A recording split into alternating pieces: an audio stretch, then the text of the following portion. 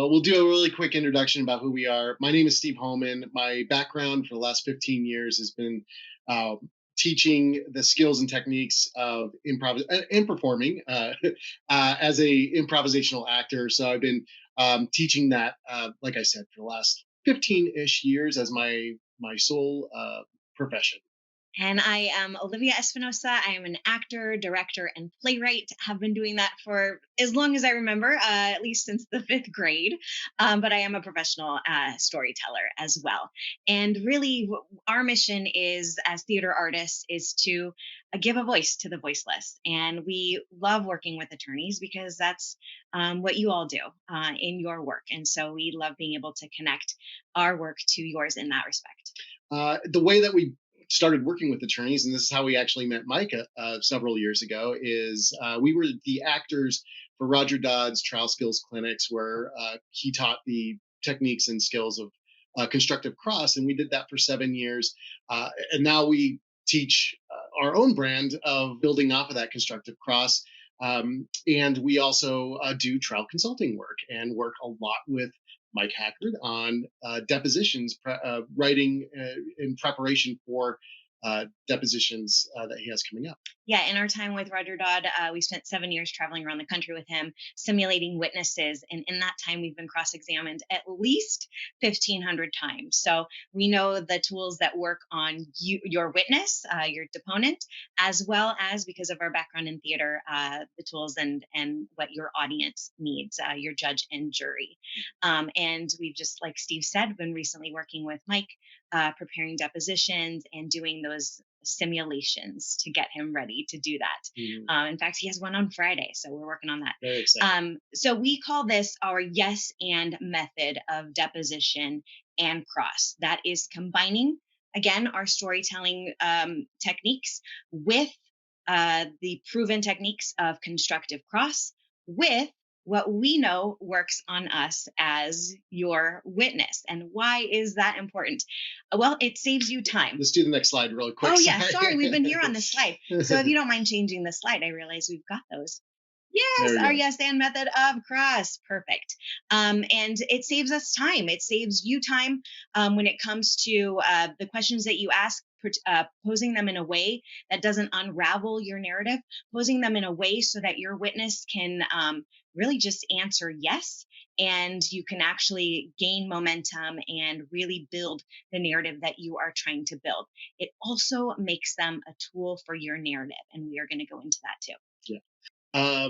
So just one last background thing, the work that we've done a lot of work with personal injury attorneys, criminal defense, and family law. So we're really proud. We've been a part of over $38 million of awards and settlements during that time, and really, really proud of a 100-year acquittal of or somebody that was up for a 100-year sentence. We got them fully, or helped get them fully acquitted. So that's the end of that. But let's go back to this yes and method. If we can go to the next slide. So basically, we have two steps that when we're looking at helping structure and craft a deposition. The first thing that we want to do is yes the witness. We want to boost them up, and it does the first major thing it does is lower their defenses. But we're also doing another thing when we are boosting them up. We're also teaching the witness, and we're also teaching the opposing lawyer what the appropriate expectations are of whatever the scenario is that we're diving into. And so we're getting everyone to agree all of the pieces that would make an appropriate expectation from that scenario. And so we're also closing all the doors too that they might be able to wiggle out later on. So we're setting everything up. And then the second part is, and really boosting is about just getting them to say yes, getting them on what we call a yes train, boosting them up when it comes to their confidence level, what they think of themselves. All of that information lowers their defenses, which you'll see in our example later on.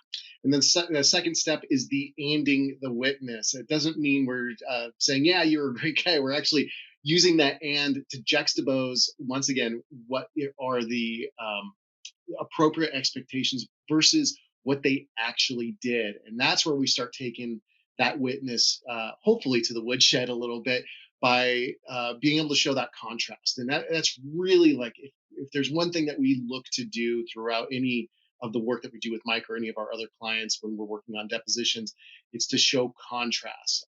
And so when we're showing that contrast, we're also, once again, teaching the opposing lawyer, teaching our opposing witness that there's major holes in their case, and it would probably be a better idea to start thinking about a settlement, and hopefully a settlement that was much better for Mike's for his clients than for that opposing witness or that other side. And before we jump into the deposition, I want to go to the next slide to give you a couple of tips that we use while we are writing depositions. Number one, write your deposition in the way that you talk, especially if you're using it as a script, if you're following along. Most people talk in contractions. We don't say, would you, we'd say, no, sorry, that's not the right contraction. Now I can't think of one on the spot here. You cannot versus you can't. Right. So write it in that particular way, how you would actually speak, making it simple, one fact at a time, and that's what you're going to see in our slides. Yeah, and when we're writing questions for Mike, we know Mike pretty darn well now, and we really try to craft those questions in colloquial terms that he uses naturally. I really try to make it so it just flows out of him, and he's not working to make those questions, because when you're in the middle of it, you don't want to be working to try and figure out how to say your question. You want to just go with the flow. You want to get into a nice rhythm. And so that's another bonus of writing how you talk. Yeah, start yourself off on that good foundation there. And tip number 2, define everything. So don't assume that the deponent knows what you're talking about, because that also could later begin to unravel with long-winded answers or anything like that. So you're going to see it in our example, how we really do take everything one step at a time, defining everything to continue to stay in control of not just the narrative, but the witness. Yeah, the extra step of that is every one of those defining questions closes a door and boxes in your witness, so they have to answer exactly the question that you're asking, and there's no other interpretation. There's the very, very, very specific question that you're asking, and if they don't want to answer it, then well, now we know what they're completely evading. So that's our strategies when we're working with our clients, and especially when we're working with Mike. Yeah, so I'm ready for you. Oh, I'm going to slip out of here and let you guys get to it. I'm going to play the deponent here. Today, Olivia is Linda Martinez, and she's ready for me. She's a tough one, so we're going to see. This is going to be a comprehensive deposition outline for this case. And Linda is the trustee of the Robert and Margaret Thompson Living Trust. So this is the overview. We have our petitioners are our clients, David Thompson and Sarah Thompson, who are the beneficiaries of this trust. The respondents, Linda Martinez. She is both a trustee and a beneficiary. And we're going to address some key issues as to the abuse of discretion, inadequate HEMS distribution, self-dealing, breach of fiduciary duty. And our deposition goal is to establish that Linda Martinez has abused her discretion as a trustee. And I will also add, I love doing these depositions. So few trust and estate litigators do depositions, or if they do, they're not prepared in the same way that you could otherwise prepare. And when Steve and Olivia talked about it, about being deposed by 1,500 different lawyers around the country, I know some of the very leading lawyers in the country, and they practice their deposition skills and learn from Steve and Olivia. So let's start. Good afternoon. I'm Mike Hackard with Hackard Law. This deposition is being taken. Good afternoon. Deposition being taken in connection with David Thompson and Sarah Thompson versus Linda Martinez. It's in the Superior Court of the State of California, County of Orange, and it's referenced as 24 PRPB 12456. Today's date is June 19th, and it's almost 3 p.m. Eastern time, and we're located in California today. Please state your full name for the record. My name is Linda Joanne Martinez. And you understand that you're being deposed as the trustee of the Robert and Margaret Thompson Living Trust. Yes, I do. And family is important to you. It is. Yeah. Your mom was very important to you. She was. I miss her a lot. You want to do right by her Absolutely. and her wishes.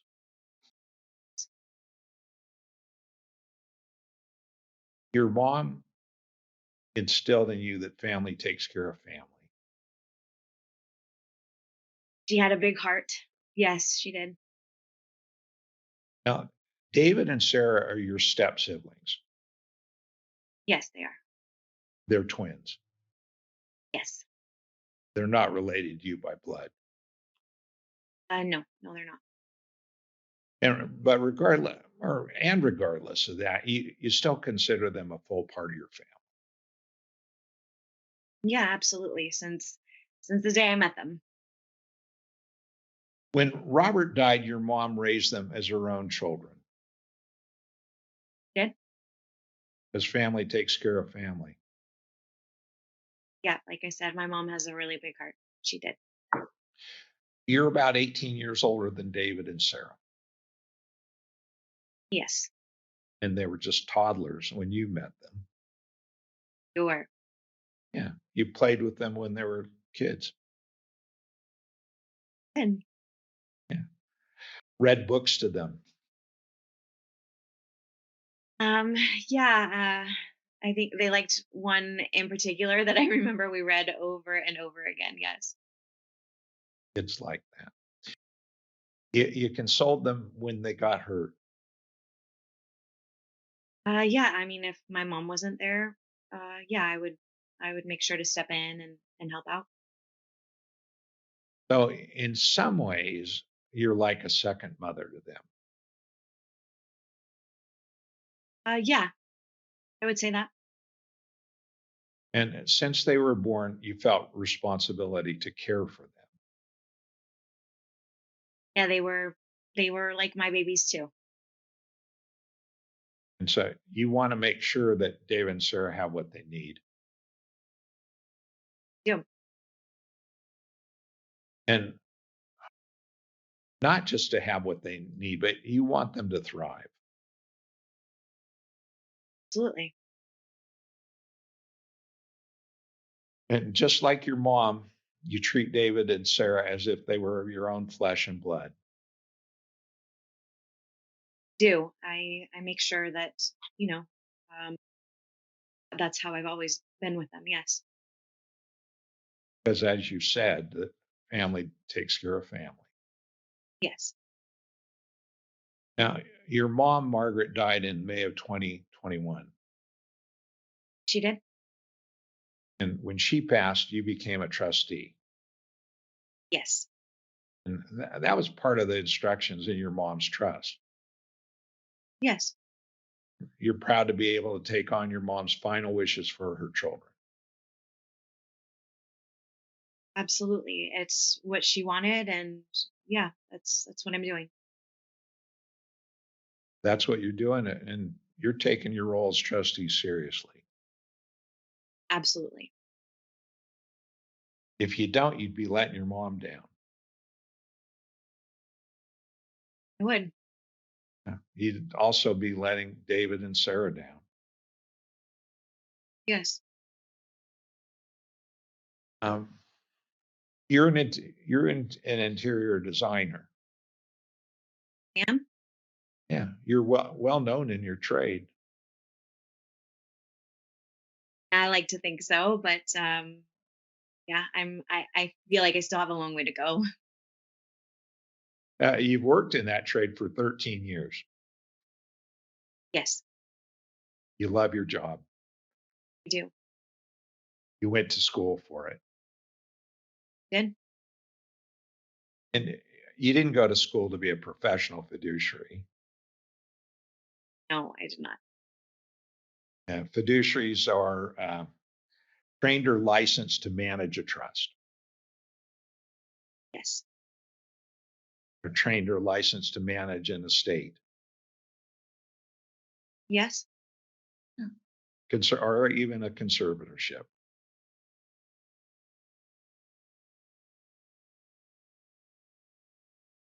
Yes. Professional fiduciaries require certification. I don't know exactly what it entails, but I suppose so. And those certifications can take 6 to 15 months to obtain. I'm not sure how long it takes. It does make sense. It takes some time. So, In any event, you never received a fiduciary certification. no, And nobody's ever paid you to perform fiduciary duties. no, You're not a lawyer, not, not an accountant, no. don't work in finance. That's safe to say. It's being a trustee is outside your normal expertise. Well, I do my best to continue to learn, and if I have a question, I reach out to people. If so, you can reach out to people because being a trustee is outside your normal expertise. But like I said, I feel like I do my best to reach out if I have a question, because it's a lot, but I feel like I can handle it. Okay, well, let's then put it another way. As far as you go, you being a trustee is right within your normal expertise. I mean, I've been doing it for some years now, but there's still things I don't know. Sure. There's some things you don't know because it's outside your normal expertise. Yes, Yes. When you became a trustee, you knew it was important to learn how to manage the trust. absolutely. You did everything you could to learn how to do the job according to the law Yes, I did. and learn what's legally required of you. Yes, So, in addition to being a trustee, you're also a beneficiary. I am. And that means you had to learn how to act as both a trustee and a beneficiary.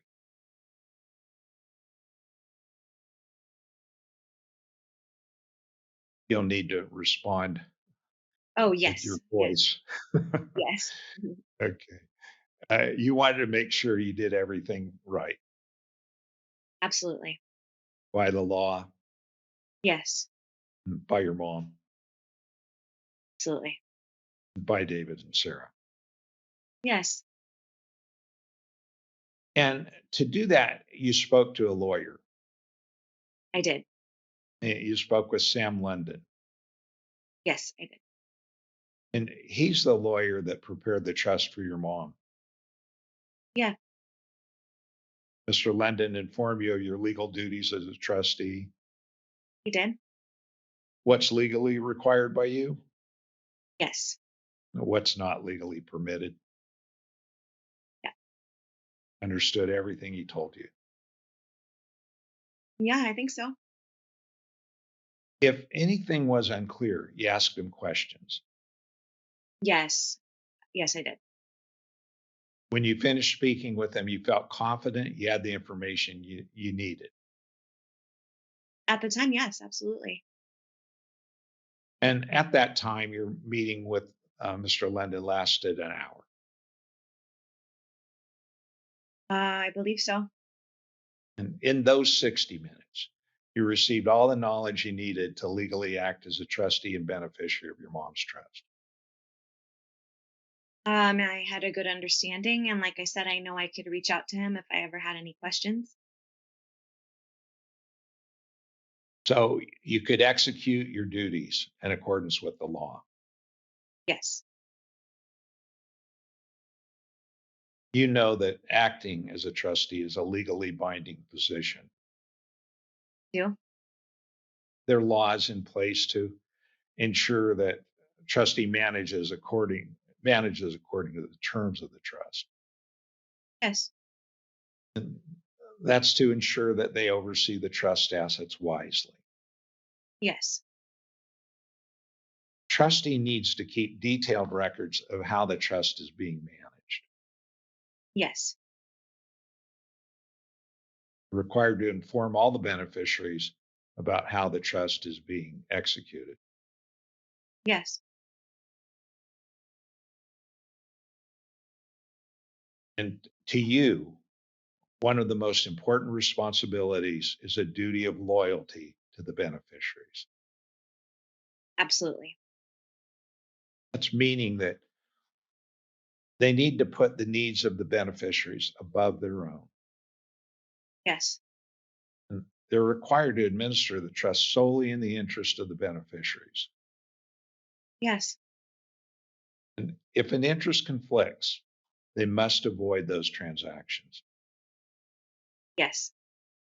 Trustees can't use trust property for their own profit No, they can't. or for purposes unconnected with the trust. Correct. And you know that if they don't abide by these laws, the trustee can face consequences Yes. and they can be removed from the trust, Yes. be sued by the beneficiaries. Yes. They can be held liable for the misuse of the trust. And And another way of putting that, or in other words, they could be forced to pay for lost assets.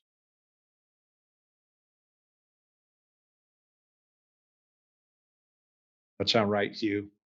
yes.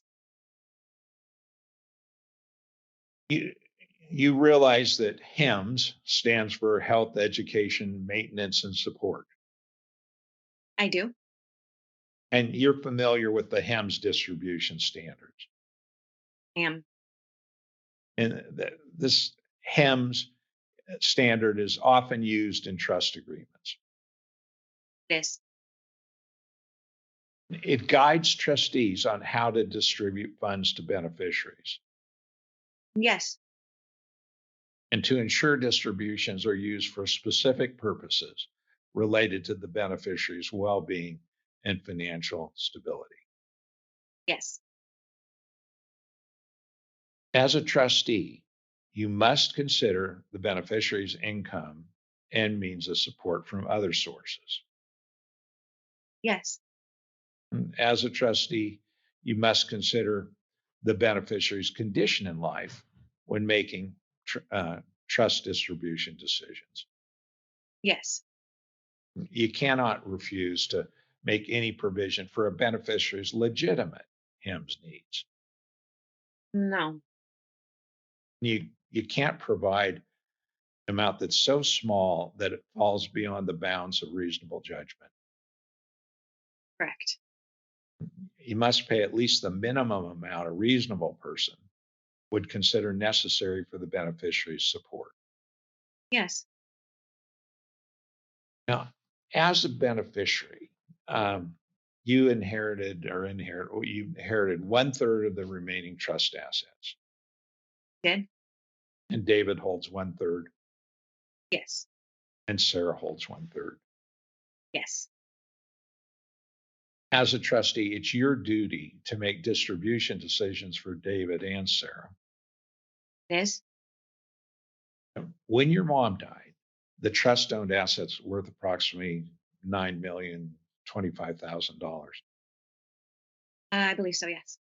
And this includes the Balboa, pardon me, this includes the Balboa Boulevard property valued at $3,650,000 Yes. and the Coast Highway apartment building valued at $5,375,000. Yes.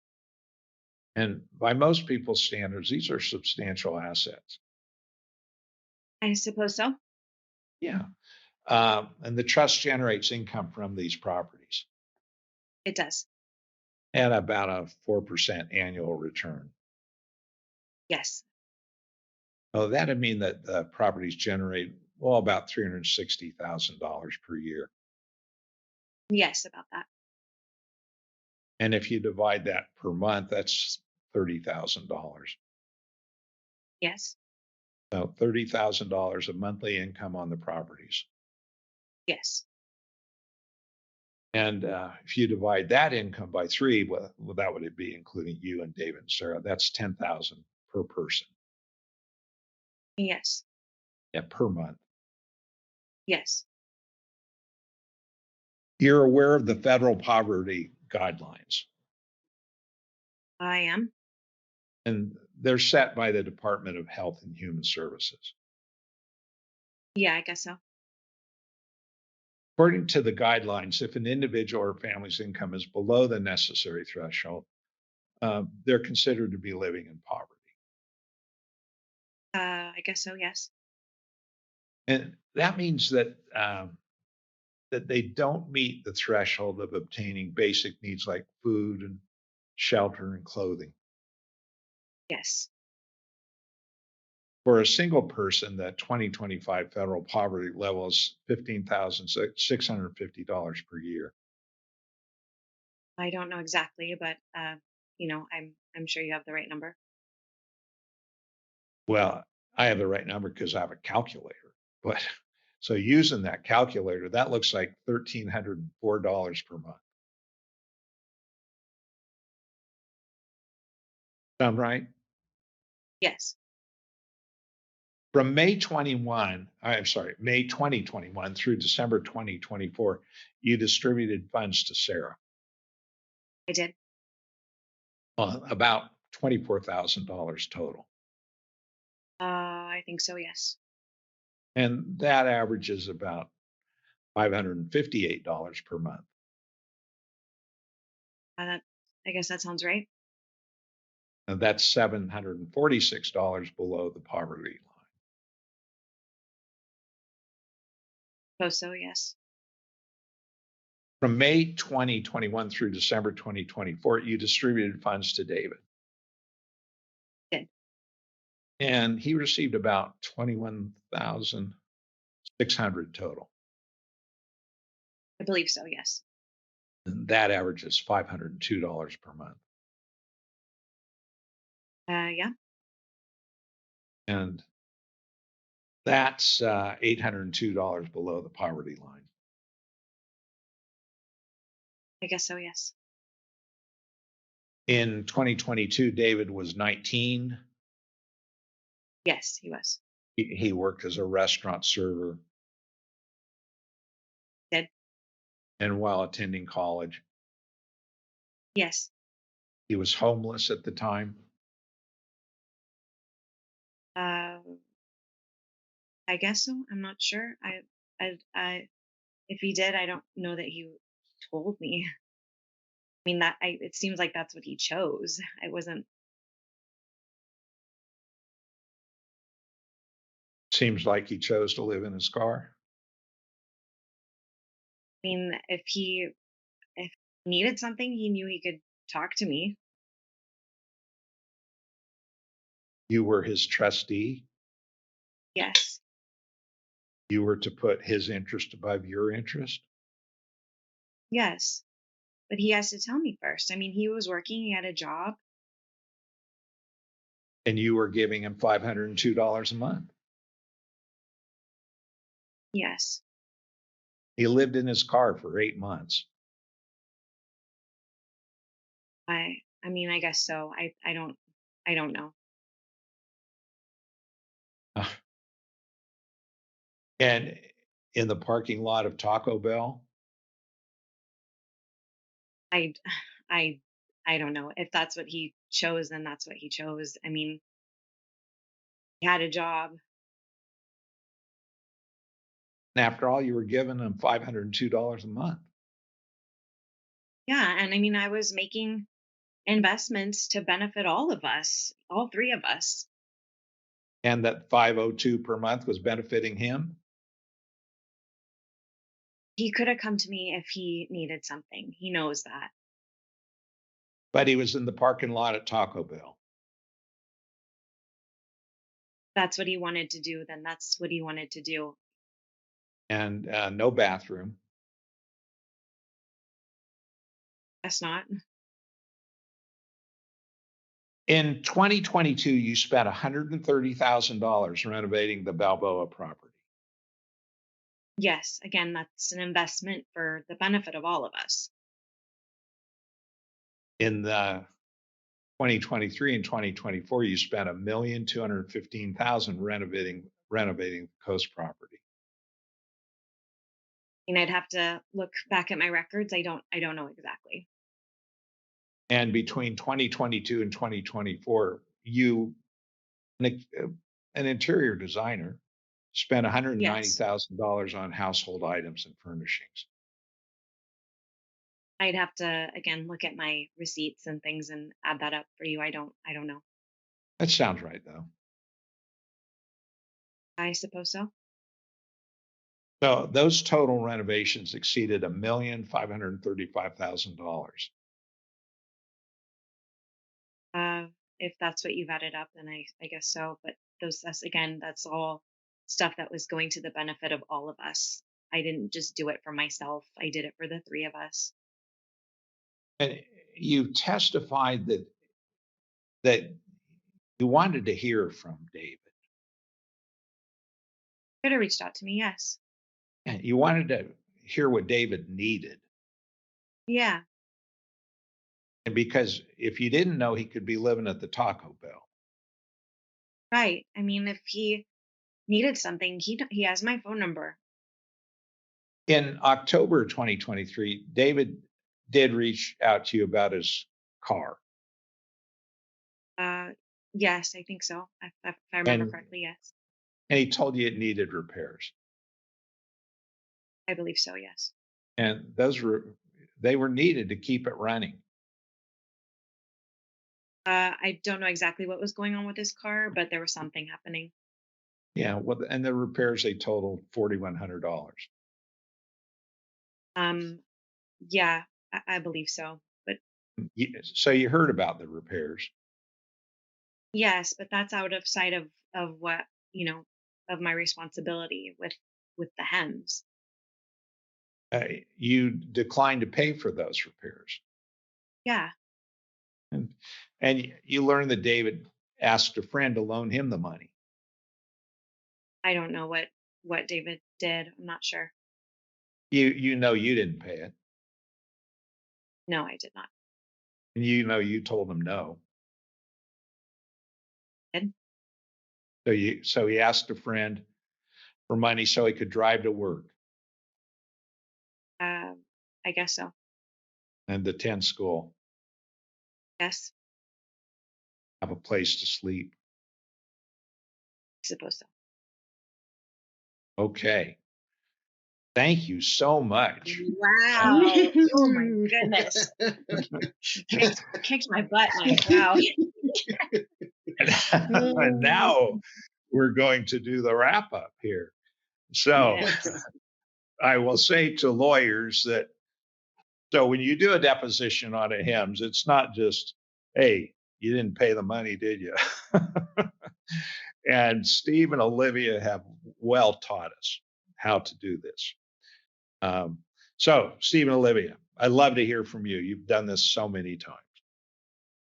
Tell me what you think. I'll go with. I'll let the witness speak first. Yeah, the witness did pretty good. She's quite a decorator, but not much of a payer. No.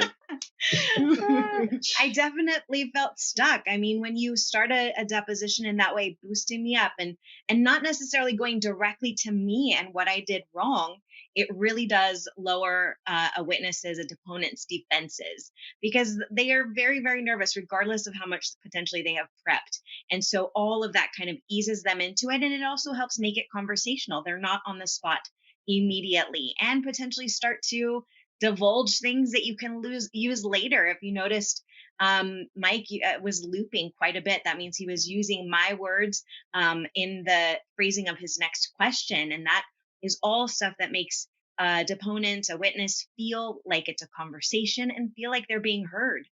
One thing that we do, and with Mike, and whenever we're working on crafting questions, is we have a filter. We've done this so many times. We have a filter in our head that can sense words that might be triggering, that might ignite us and make us fight. So we always are trying to strip those words out of there. So trying to take all the adjectives out, trying to any suggestive words. And so if you notice, Mike he wasn't trying to slam dunk. He wasn't trying to push the especially in those first chapters. You really weren't trying to puff your chest or anything. You were just easing her into it. And then when we got to the parts that were, when we saw her getting squeezed, it was factual. Everything was factual, and it was hurting her. I was hurting for her. And I could see the joy in Mike at that time, but that was because the facts were doing all the heavy lifting. And Mike, you didn't have to do that. You were available to listen and bring her back to the facts over and over again, using all of those skills that you're so good at using, when like looping and steering her towards making her answer questions too. That was a great. I saw you doing that really great. And Steve and Olivia really train us as lawyers to listen. And it just as they said, you don't want to hit. Your tendency might be as a lawyer, well, let's hit them between the eyes right away. Well, when you do that, you just messed up your whole deposition because they're not going to be very responsive to you. It's just not going to look very credible either. I want to add a couple more things, and that is that in today's world, deposition is trial. And particularly that I know about in California, 99% of all estate and trust litigation matters resolve before trial. That's a huge statistic. So if you want to be good at this, be good at depositions, because that's a major part of all of this, so that you get a reasonable or a good settlement prior to that 1% chance of a trial. With that, we're nearing the end of this presentation. I want to thank you again, Steve and Olivia, and want to thank Law CLE for the great job that they have done here today, and just thank our audience. Thank you. Thank you. Thanks, Bye-bye. Mike. As stated during the beginning of this presentation, the link to initiate the certificate process will be displayed momentarily. My Law CLE would like to thank you for your participation in today's presentation.